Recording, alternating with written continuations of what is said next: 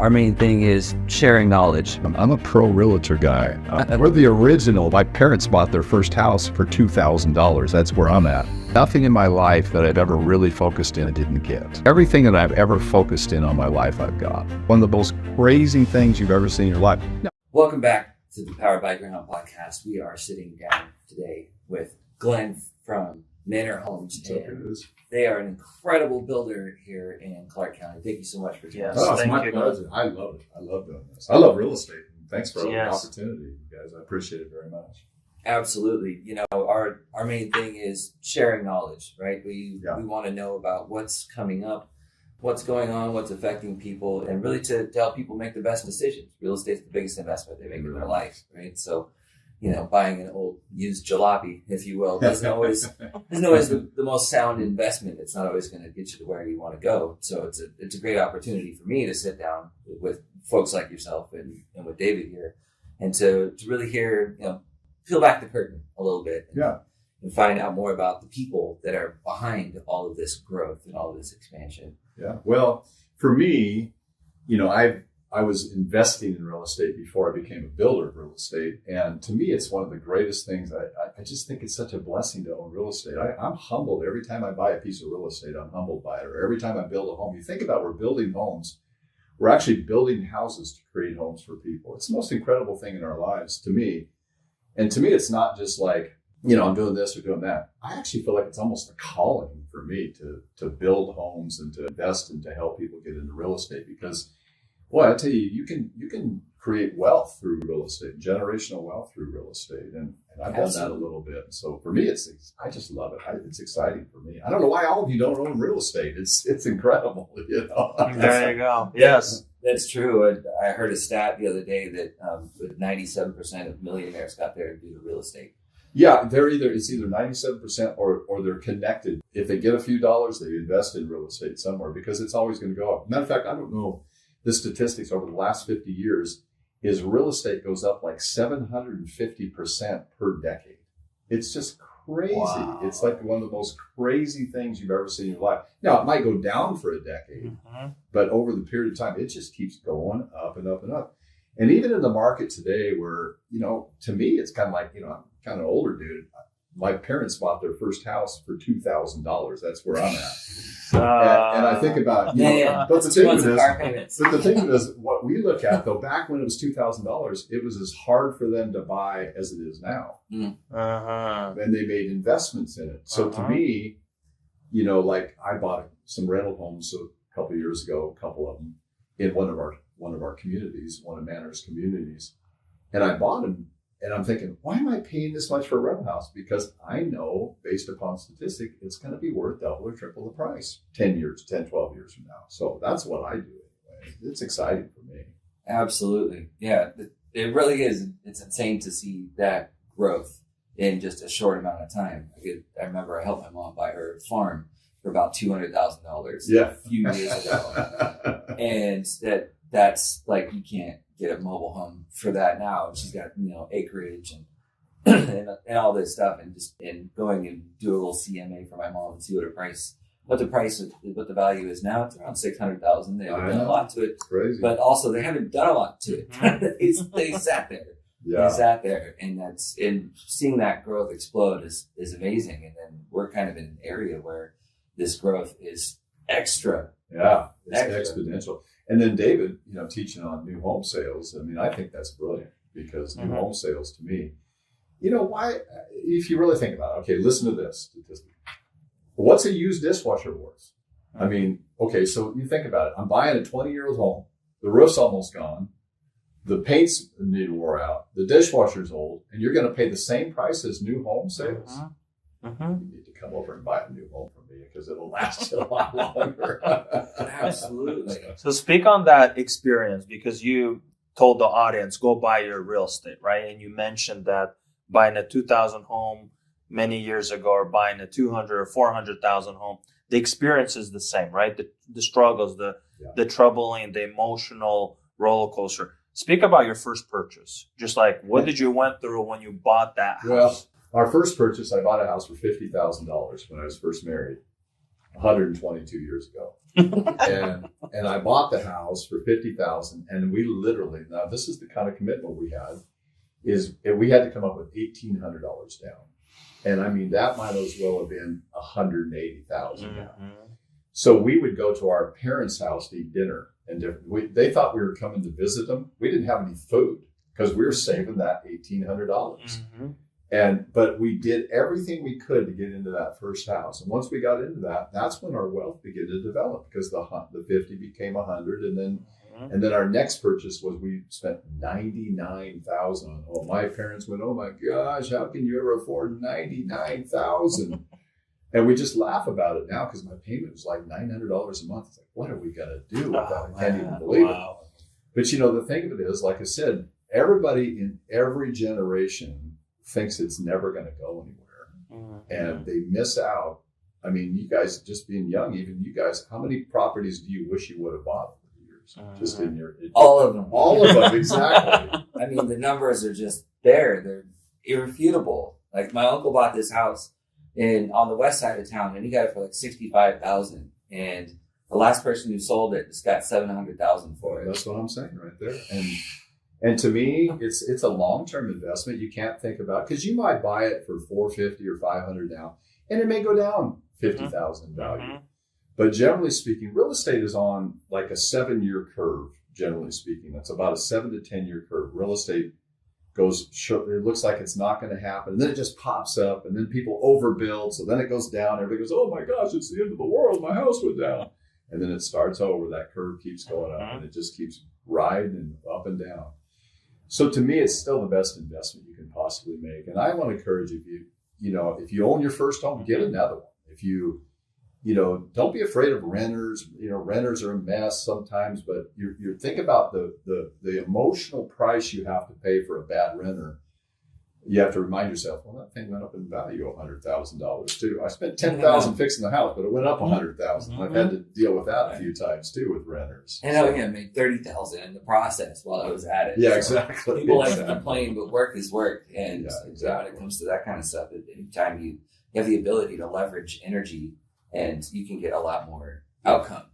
I think for me, and you guys asked the question, what was it like? But I think you have to you were talking about this in your class this morning. You got to put the power of focus on anything that you want.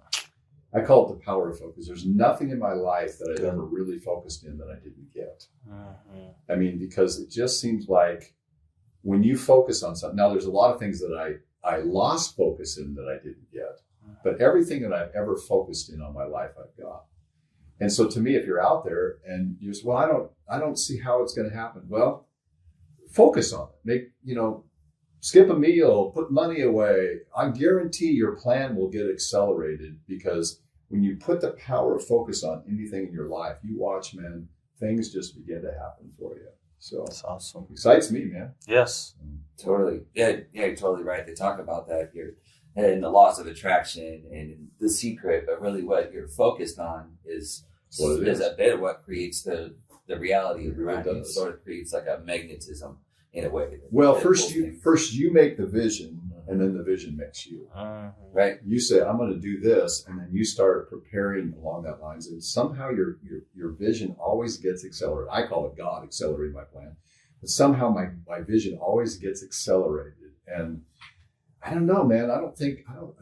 Just dream big. Do something big, man. There you go. If we're going to do something, let's do something big. There you go. I mean, in this life, let's don't coast through life. Let's do something big, bold. That's the way I live my life. And I'm kind of old now. And I'm just taking off in the next phase of my life. I'm excited about life.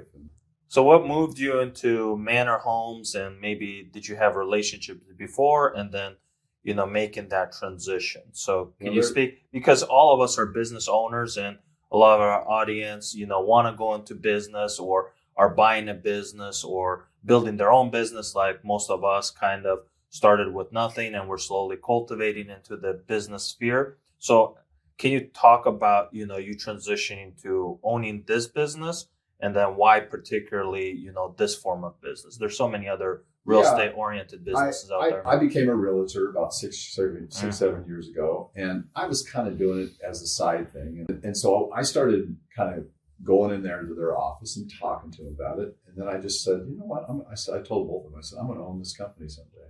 This is like 5 years ago. I said, I'm going to own this company. I'm going to own this company. I said, which one do you guys want to partner with? Because I'm going to own this company someday. And they said, well, you know, blah, blah, blah, blah. And then one of the owners got bought out. And then Kevin, who's a wonderful guy, I just love this guy. And he came to me finally 6-8 months ago, a year ago, and said, okay, you really want to own? I said, yeah, let's do it. So, and because I had invested in real estate, I was able, you know, because I was able to invest in real estate, I was able to buy into the company because of my investments in real estate. There you go.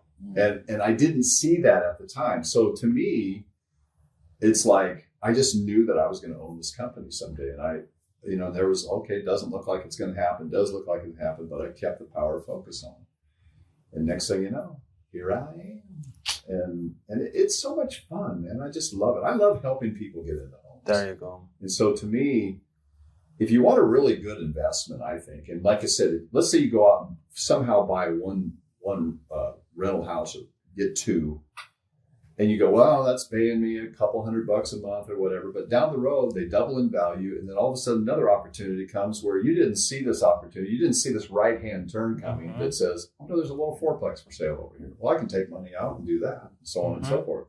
And that's the way I've always done things, is just get on a path, go strong, and then you don't see the right-hand or the left-hand turn that's coming down the road in investments. But I guarantee you, if I didn't invest in real estate, I would not own Manor Homes today. I wouldn't own 50% of Manor Homes today. So hopefully our listeners are listening to this, that owning real estate or getting your door as an owner opens so many other doors of opportunity. And I think the big thing is, you know, switching your mindset, right? Like that mindset starts to change once you go from, hey, I'm just a homeowner. Now you buy another one for a rental. But you don't know intentionally, you just became an investor. And that cap, when it switched, now, like you say, your focus is changing. And like Glenn sitting here, real estate created an opportunity for him. I think it's creating an opportunity for each one of us. Yeah, absolutely. There's so much going on right now, especially right here where we're at, with the national numbers showing us that the new construction increase, the amount of sales every year that's in new construction is way above and beyond. And I always tell people it's because we build families quicker than we build houses.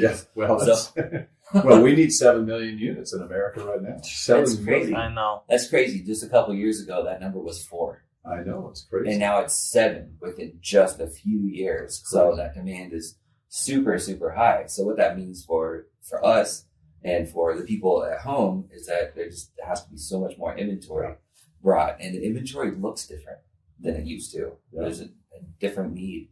What are you guys experiencing as far as what people are requesting? What kind of different homes? Well, you know, we're always cutting edge and modern, but you know, to me, and this is what I love about our homes, is they're modern, but they're not like, oh, I wish 3 years from now, I wish I wouldn't put that in because that finish is out of style. You know, I hate that when you see some of these real modern homes, you go, you know, you're going to hate that 3 years from now. It's going to look stupid. So our homes are more based upon, I think they're kind of timeless in some ways. They're kind of timeless. And that's really, I think, the goal that people should have, because like I said, well, I like these modern this and modern that. Great, perfect. But I guarantee you 3 years from now, you watch any of these real estate shows and they'll say, well, that hasn't been updated in 5 years. 5 years? You know, can you update a home every 5 years? So we try to stay up to trends, but not so trendy that it's just like something that's just going to get blown out. You know, you're just going to be obsolete. You know, that's kind of our thinking on it. But yeah, it's exciting. We have such a quality home out there. Our finishes are amazing. Our homes are amazing. I walk through them and I'm just proud to own them. I really am awesome. Proud to be a part of it. I love it. I just love it. That's cool. Something I saw is really different about you guys as a builder is that your finishes kind of stay really similar regardless of the price point of the home. Like you try and bring this certain level of luxury to regardless of the square footage. That's a very good point. Specific intention behind Well, it's a very good point, because let's say you take the average builder out there, you'll say our homes start at 900 and you got 1,100,000 the time you put a bathroom, toilet thing hanger in there.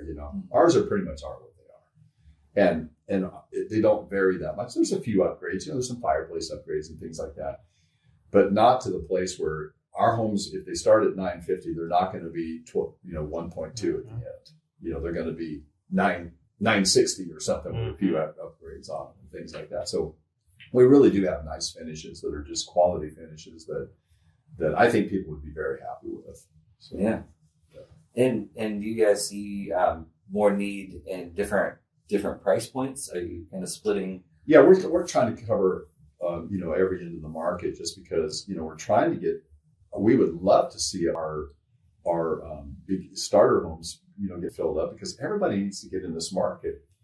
But it's really it's an interesting price point nowadays to get in that 450 range is where we're at with our just our cottage homes are 450, which seems, it's reasonable, but it's interesting to try to get in that. And like I say, we go all the way up to $1 million right in there. We haven't tapped into that 2 million range or anything like that. But we're up to like $1 million, right around $1 million in our high end, and then 450 on the low end there. And try to cover those so we have a lot of product going out at one time. So that's awesome. Yeah, it looks like it. I've seen a lot of different people at the 450 price point, and it just seems like what you guys are doing is elevated above most of what's in that class. Well, I appreciate that. I really do think we are, and I'd love to, if you're a realtor out there, I'd love to give you a tour of our homes and just show you what we're doing, because we want to be a pro realtor. I'm a pro realtor guy. I don't know when this broadcast is going out, but anything pre-sold before the end of the year, the end of 2024, we're going to offer 3% on our $900,000 homes for the buyer's agent. That's awesome. That's big. That's big. That's big. Yeah, that's really big. Pre-sold now. Yeah.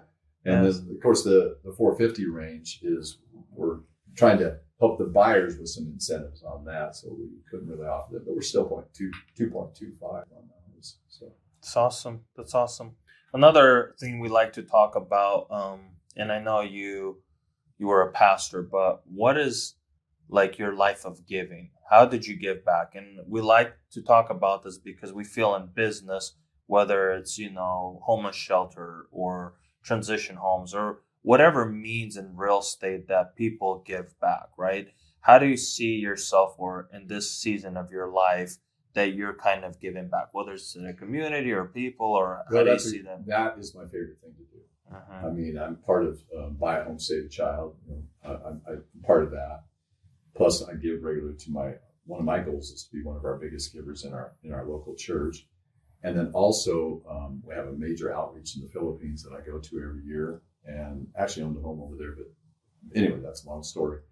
But to me, the word give back bothers me just a little bit. I'll tell you why. Sure. Is because I think our whole lives should be giving. It's like we shouldn't reach a point where, now I can give back. Our whole life should be giving. We should be one of generosity our whole life. There's a scripture in the Bible that says the generous soul will be made rich. And, rich, whatever, but to me, I want to be abundantly supplied, so that I want to help. I want to make a difference in our community. I want to make a difference in people's lives. I want to make a difference in my church. I want to make a difference in everybody that I do. And I can tell you, my wife and I actually, have an account that we pull money out every week, and we have an account just for our giving, just for that purpose. There you go. And I love it. That is really, to me, the greatest reason I'm in this business today, is so that I hope that my life can be a testimony of generosity. That's what I want to be. So that's awesome. Not all builders are created equal. Not everyone puts that much thought into their life and their everyday practice, and coming from that place of abundance and instead of a place of lack and deficit. So with some of these different companies, they have a little bit more of maybe a penny pincher vibe about them. Yeah. They're trying to, not that there's anything wrong with cutting costs, but that intention isn't really behind what they do to be of benefit to the people that they're interacting with. Right. So, and that kind of comes through on all levels, because how we do one thing is how we do everything. Yes, that's a good statement. Right. So it'll show when they're building materials, or kind of in the flow of it, or maybe the the customer experience. So when you talk about what your guys' customer experience is like and how you're so pro agents, I just think that's so to the benefit of the buyers. Because I'm pro agent, I'm pro buyer, I'm pro builder. Life should be win-win-win. That's right. If you guys come in and, wow, I'm happy with Manor Homes because they really blessed me on my commission. Hey, I'm happy with Manor Homes because they got me a great house. And I'm happy because I got a nice profit off that. How is that wrong?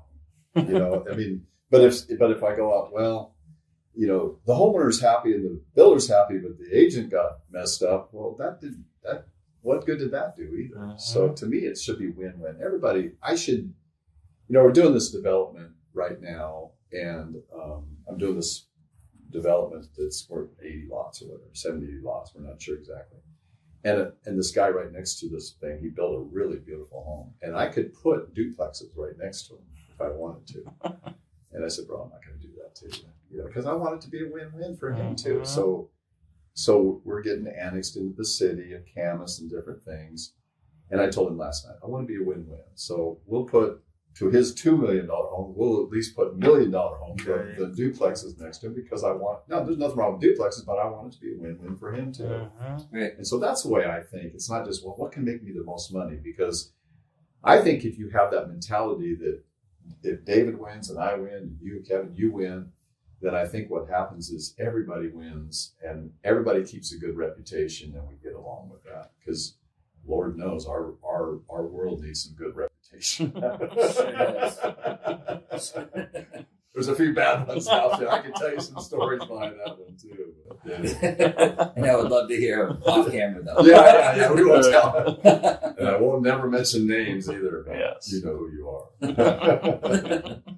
Absolutely. So it sounds like there's some pretty big growth going on out in Camas that you guys are taking part in. Yeah, we've got some lots out there where some development that we're working on getting annexed into the city of Camas and different things. And I know a lot of people are bummed out about it. I love development. I just think about the joy that it brings to people to get a new home and that type of thing. I love development. I love that part of it. So I grew up in Camas I moved to Camas in 1962.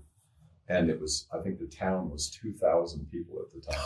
Whoa. Wow. 2,000 people at Camas, 1962. Yeah, that was it. My dad worked for the Camas paper mill, and he was the pulp coordinator of the Camas paper mill down there. And all my relatives worked down there, and I thought that's where I would go too, but God had another plan for me. So. Right. Wow. That's a lot that you witnessed. So from even where it was 5 years ago to what you see coming in the future that you know about, what's your experience been like? Do you know, are they building a whole bunch of stuff? Oh, it's going crazy out there. I think there was a golf course, Green Mountain Golf Course was across from my house there, and I think there's going to be 2,000 homes going in there. I think it's 2,000 homes going in there, which is crazy. Holt Homes is in there, great builder, and Pacific Lifestyle, and DR Horton, and a lot of people in there. They're building some really quality homes in there too. So I think the city of Camas wins. If they can keep the school districts up, I think everybody wins with that. But, Awesome. Yeah, it's going to be hard not to with that. Yeah. That much coming in. Well, I mean, our county does a good job of regulating things and stuff, but let's just build together. Let's just, who cares who gets the credit? Let's just all build together and make a beautiful community. And I think we can do that all across the board. But that just shows how much demand there is for Southwest Washington, really, period. Really. Yes. Yeah. And they say, we used to be off the map. Now we're all over the map, right? So everybody used to mix us up with Vancouver, BC or whatever. Now everybody's like, Vancouver is getting its brand name, or Southwest Washington. Yeah. So it's exciting to see it in all metro markets like Camas and all counties, just doing their growth and expansion and so forth. It's phenomenal. It's big, yeah. I mean, when I travel the world, and I do a little bit, I always say, where are you from? I'll say, if I'm way far away, I'll just say Seattle. And they say, oh yeah, I know Seattle. I say, well, then I'm Portland. Yes, I know. Well, Vancouver. Oh, Canada. No. Vancouver, Washington. We're the original. Vancouver. We are. We're the first settlement here in the Northwest. So. It's a great community. I love being here. I've lived here my whole life, and I love being here. I love the community, and thank God we're not Portland.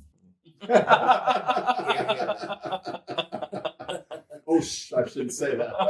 No, it's okay. I'll say it. I was born there, born and raised in the Portland metro area, and I can honestly say the best place to live in Portland is Vancouver. Yeah, that's exactly right. By far. Exactly right. By far. There's so many differences, and there's not as many places in the country where you have a huge difference within line of sight, like right across the river. Their income tax is 20% higher. Their property tax is way higher. The cost of just the land that the houses are built on is much higher. The cost of goods and services, everything is higher. Yet here, there's a lot more new stuff. So you have to go pay a lot more for old neighborhoods that have been overregulated for a long time. We don't have the traffic that they do over there, too. So what a great community we live in. Yes. This is a great community. I'm sure you guys testify. It's a great community. Really is. The Northwest is kind of renowned. The PNW is known throughout the world as an incredible travel destination and someplace to go hike and adventure and have fun and stuff like that. But now, then the Silicon Forest happened, and now we're really there's a lot of tech, and with the tech came the money and population growth and all these people coming into the area. So now we have one of the fastest growing areas in the country, but we're also the most progressive, I would say. Yeah, I love it. I love the community. I grew up in Camas and Battleground and graduated from Battleground, played basketball there in 1900s, somewhere right around there, 1978 actually. Anyway, it's great being with you guys. Awesome. Man. This is awesome. I appreciate it. It's great being with you guys today. Thank you, Glenn, for your time and just informing us a lot on new home sales, your personal life, and just the journey in real estate investment. And then one takeaway, just like you heard, real estate or owning real estate opens such a phenomenal opportunity. And your story, your life in today's message was the story theme of that. Yeah. Getting into real estate at whatever level creates so many other opening venues of opportunity. Yeah, absolutely. And then stepping one more beyond it. We all have to live somewhere, but really stepping into that investment world. And if you can, the second that you own a house and you can maybe move and keep that one rented out, then that's what I did. That's what I did right there. Right. And here's the thing. One more thing. People think they make money off their first house, but you never make money off your first house because you say, well, it went up 500,000. Yeah, but the one you go buy went up $1 million. So you start making money when you buy your second house because then you can sell that and take the whole profit out of it and you don't have to replace it. So really, it's your second home that you really start, the second real estate of rentals and things. That's when you start really making money. It's when you own 2 and 3 and 4. So, it's possible. If you have a dream, it's possible. Don't let the world stop. Don't let anybody tell you no. If you have a dream, you can do it. Dreams become reality. They become reality. Don't let anybody tell you can't because you can. That's awesome. That's exactly right. And at that, we'll wrap up the show for today. Make sure that you check out the show notes and the details down in the comments. We'll have links to Manor and to a little more information about those 2,000 homes that are going up in Canvas. And if you want to check out any of his homes, we'll also do a builder spotlight on our Living in the PNW channel. So stay tuned for that. Thanks for joining us. We'll see you next time. Thank you. Thanks, guys.